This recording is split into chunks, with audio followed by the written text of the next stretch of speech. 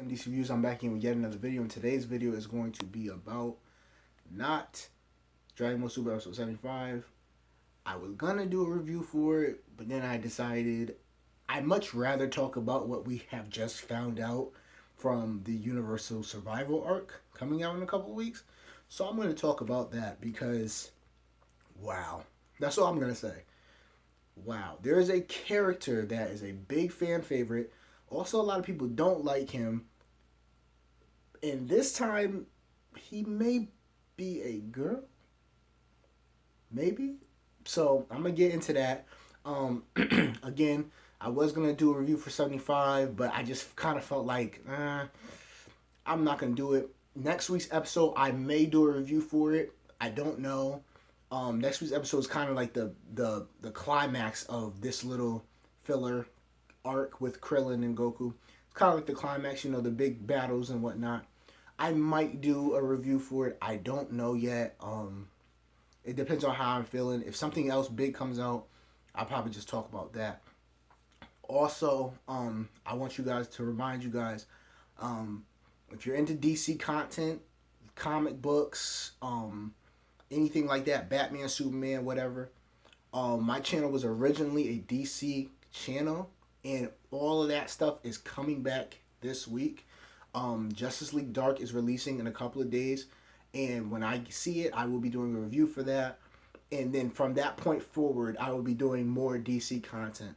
I haven't exactly scheduled it yet, you know, what days I'll be doing videos or whatnot, but I will be doing DC content from this point forward. I'm going to also continue to do Dragon Ball Super, you know, reviews and whatnot, but I will also have DC content. So where you usually get maybe 1 or 2 videos a week, I'll probably maybe have 2 to 3, maybe 3 to 4 videos a week, depending on how I'm feeling throughout the week, and also depending on what's going on with the world of DC. So, Justice League Dark is coming. I said I was going to do a review on Justice League Action, which is a 10-minute, you know, Justice League series that comes on Cartoon Network, which was, in my opinion, amazing. It was actually very well done. I thought it was going to be corny. I thought it was going to be whack. I thought it was going to be for little children, little kiddie things. But, you know, adults could watch it too. Someone of my age could watch it as well. I will be doing a review for that. And also, I will be doing reviews for older DC movies. Like, for example, Under the Red Hood, which I'm telling you right now is my favorite DC animated movie of all time. I put it even over Mask of Phantasm. And I'll get into that when I do the review for it. But I will be doing older DC reviews as well. I have done some already, but I'll be doing some more. When Wonder Woman comes out, I'll do a review for that, and so on and so forth. But let's just get into what this video is about. This video is about the Universal Survival arc and the trailer that we just got that shows a glimpse of what we'll be getting in the Universal Survival arc. Now, before I get into that, I will say this about episode 75. Gohan fans, he's coming back. He's slowly but surely coming back, because the sequence when him and Goku fought and they trained together, you can see Gohan is getting a lot stronger. He's getting faster. He's getting more powerful. He's slowly climbing up the ranks, and he is becoming the Gohan we all remember. So keep your eye on Gohan. I'm sure he's going to have some big fight in the Universal Survival Arc tournament. And I'm sure that he'll be back to where we used to have him at during the Cell games. Maybe not the Cell games, probably the Buu saga when he turned Mystic and whatnot. But I'm sure if you're a Gohan fan, you'll be pleasantly surprised with what they're doing with him in the Universal Survival arc.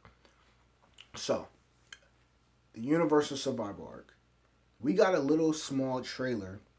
Wasn't nothing big, nothing huge. But the little small trailer gave us a glimpse into what we're getting.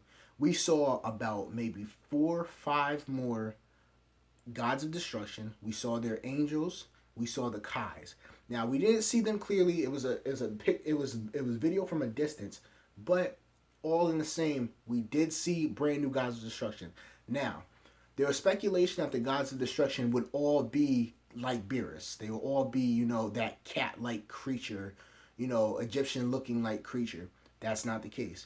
So we know that there are two gods of destruction that are twins, Beerus and Champa. All the other gods of destruction shown so far are not that same race, not that same type of, animal, not a cat. There's a clown god of destruction. Um, there is an elephant god of destruction. There's all different types of gods of destruction. So we now have seen more gods of destruction and what they actually look like. Now, which god of destruction is the strongest? We don't know. I'm assuming that it's going to be between Beerus and Champa. I'm assuming they're going to be the strongest because those are the ones who we've been, shown, that we've been given. So I'm assuming that maybe there's a potential chance that they are the strongest gods of destruction, or it could just be that all the gods of destruction have the same exact power. They all can go to the same power level, and so on and so forth. That could be the case. We also saw the two Zenos, dancing with each other in this trailer, and then the Daishinkan, the Grand Priest, in the background, kind of, watching over them. Again, I did a video on this before. I do not think that the Daishinkan is a villain. A lot of people think that he's the villain, or he's the real Omni King. I do not think that's the case. I think he's just the Grand Priest. I think he's just watching over the tournament, making sure everything goes well. Put it like this: if Zeno is the president, the Daishinkan would be the vice president. Put it like that. That's how I see it. I don't think he's not malevolent. He's not. I don't think he's evil in any way, shape, or form. I think he's just, watching over. Even though one could argue that they're all a bit evil because they're going to destroy your universe if your universe loses. Like, let's be real, guys. Zeno's kind of a villain. Beerus is, in a way, a villain. He's slowly kind of come down from that villainous role because now, he loves Earth. Let's be real. He loves Earth. He loves the Earth food and stuff like that. He hasn't really destroyed anything in God knows how long. But other than that, he was really a villain and not so much anymore. Zeno's a villain, let's be real, because he can destroy a universe and he's going to destroy universes. So, I mean, at the end of the day, he seems like a nice guy, and I guess that's his job to destroy. But at the same time, I can definitely see Zeno turning into a full-fledged, full-blown villain for the Z-Riders to fight. So, that's that. Also, in this trailer, we got a brief glimpse of Vegeta. We got a brief glimpse of Vegeta fighting in the tournament. Now, he's fighting as a Super Saiyan. Now, I'm assuming that he's fighting as a Super Saiyan so that, kind of like in the other tournament, he doesn't want to give away, the fact that I'm Super Saiyan Blue. That's my strongest level that I can go to. I don't want to give that away. So because I don't want to give that away, I'm just going to, fight as a base Super Saiyan. And from what we saw, it wasn't like he was dominating or the person he was fighting was dominating him. It wasn't anything like that. It was more or less just, fighting, boom, boom, boom, going back and forth, so on and so forth. We also saw Goku fighting another person from another universe that looks like a wolf. Now, my favorite animal is a wolf. So I'm pretty sure if they go into any type of development with that person that Goku's fighting, I'm probably going to love that character. Because I love wolves. That's my favorite animal. I don't know why, it's just my favorite animal. And the design on that character looks pretty dope. It reminds me of Little Red Riding Hood. Little Red Riding Hood.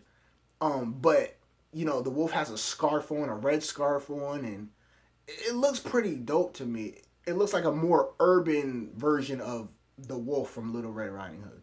And if they go in any type of development, I'm pretty sure I'm going to really love that character. Hopefully they go into development with that character kind of like they did with Hit. Because I love Hit's character. I think Hit's a dope character. Also, Frost is back, which is pretty shocking to me. Me personally, it's kind of a theory of mine. Me personally, I thought Hit actually killed Frost. And they just thought Frost was on the run and hiding. But no. Frost is back. And Frost is fighting for Universe 6. Which is crazy. I definitely wouldn't have saw that coming after everything that happened before. But then again, everything that happened before really has nothing to do with Champa. Champa really doesn't care about Frost being a pirate. Champa doesn't care about Frost taking over planets and stuff like that. Champa only cares about his team winning the tournament. So then again, if Champa went to Frost and said, okay, this is what you're going to do. You're going to fight for me. I don't care about all the crap you did before. I don't care about you pirating planets. I don't care about all that crap. But you're going to fight for me in the tournament, whether you like it or not. Because if you don't fight for me in the tournament, I'm just going to destroy you. So either you're destroyed or you fight for me. It's up to you. So that's what I'm assuming why Frost is back. Because Champa probably went to him and said, you're going to fight. If you don't fight, I'm just going to destroy you. So it's nothing. So that's another thing. Also, and if I can find the actual trailer, I will put it down in the description so you guys can see it yourselves if you haven't seen it. But also, and this is the big one, there is a new Super Saiyan. Now, not only is this person a new Super Saiyan, but it's the first of their kind that we've ever seen in Dragon Ball outside of Dragon Ball Heroes. If you've watched any of the clips of Dragon Ball Heroes, outside of that, this is the first time we've ever seen this version of a Super Saiyan. In the trailer, there's a little girl and she looks very innocent, very she's like very innocent, very shy and whatnot. She comes up right after Kabe, right? So we saw Kabe, he turned Super Saiyan. It's nothing new. We've already seen him turn Super Saiyan. Whether or not he's turned Super Saiyan 2 or not, we don't know. But we know Vegeta trained him to turn Super Saiyan. But this little girl, she's very shy, she's looking around, very timid and whatnot. And then out of nowhere, she goes like this, and she turns Super Saiyan. This is the first time in the history of Dragon Ball, outside of Heroes, in the main Dragon Ball storyline, Dragon Ball Z, Dragon Ball Super, and even GT, this is the first time in the main Dragon Ball lore that we've ever seen a female Super Saiyan. We've never seen that before. This little girl, now to me she looks like a girl. It could be a boy. I highly doubt it. She looks like a little girl. So I highly doubt it's a boy, but you never know. Toriyama with the way he draws, with his animation and whatnot, Toro animation, all that stuff. It could be a boy. We don't know. But this little girl turns Super Saiyan. Now, it's not the fact that she turns Super Saiyan. It's the fact of who she looks like when she turns Super Saiyan. This little girl, and I had a theory video. And my theory video was, what if when they destroyed the other universes, it created a chain of events that made certain universes that we know? So, for example, we know 6 and 7 are twins. But what if when Zeno destroyed those other universes, what if 8 and 7 became twins? So, and the whole gist of that theory was, because there's so many different universes, we have an ability to make older characters from Dragon Ball Z come back. Older characters that A, didn't exist in the first place, are not considered canon, or B, are just outright dead and have never returned, like Pycon. These older characters can come back because there's in different universes, and they can use that as, oh, this person's from this universe, and this person from that universe. This little girl, when she turns Super Saiyan, she is the spitting image of the legendary Super Saiyan himself, Broly. Now, I don't know if they're going to say, oh, Broly exists, but he's a female in Super. Because Broly never existed in the real canon. Broly's nothing but a movie character. He's a movie villain. He never existed in the real canon. So, technically, they can do whatever they want with Broly. They can make Broly a little girl. They can make Broly anything. But you want me to tell you what it reminds me of the most? And this is great because at the end of the day, I'm also a DC content creator, right? This reminded me of Shazam. Little tiny kid gets their power, uses their power to the max, and becomes this giant behemoth of power. Like, yo, when you see it, if you haven't seen it before, when you see it, you're gonna be like, that's Broly. That's Broly. That's Broly. You're gonna be shocked. When I saw it, I was just like, is that Broly? Is that Broly? So the way I see it is maybe they're somehow bringing Broly back, or maybe this is just like, oh, we just want to give a nod to Broly because he's one of the villains that a lot of people like. He's one of the most popular villains in Dragon Ball, so we're just gonna give him a little nod. He doesn't exist, but we're giving him a little nod. So I don't know. We don't know if this girl is the legendary Super Saiyan or not. We don't know. We have no idea. But what I do know is she looks exactly like Broly. And on top of that, this also gives me faith that Pan and Bulla, who is now coming, won't just be wasteless, useless characters. Pan, let's be real, Pan was a useless character in Dragon Ball GT. Now GT isn't considered canon, but she was a useless character in Dragon Ball GT. Bulla was a spoiled brat who did nothing and loved nothing but shopping. I'm hoping and praying that Bulla is a warrior in Super. I'm hoping and praying that she is a extremely good fighter in Super. Now, we know from various works of literature that Bulla is actually very, very strong. And this is from GT. She's actually very, very strong. She's a very powerful Saiyan, but she didn't use her power. She would rather, be fashionable and shop and stuff like that. But she is obviously a very powerful Saiyan. Her father is Vegeta. So, obviously, she's a very powerful Saiyan. At the end of the day, though, this gives me hope that both Pan and Bulla will be used in a different way than they were from GT. That they will actually be warriors and that they will actually fight. And who knows, we may see more female Super Saiyans, which is crazy. Could you imagine seeing Pan turn Super Saiyan? Seeing Bulla turn Super Saiyan? Jumping into a fight? Like, could you imagine that? Could you imagine in the tournament? Could you, oh my gosh.